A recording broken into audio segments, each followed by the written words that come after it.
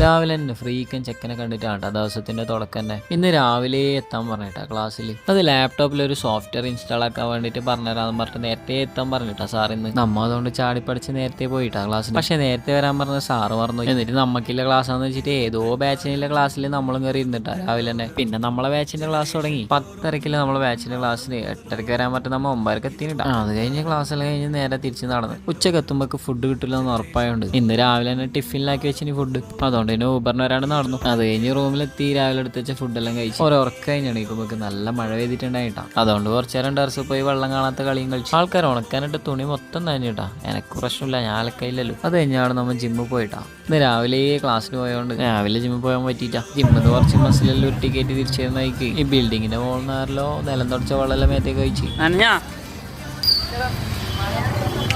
രാത്രി നല്ല മിനി സദ്യ ഉണ്ടായിട്ടാ. ഇനി ഒന്ന് കിടന്നുറങ്ങണം.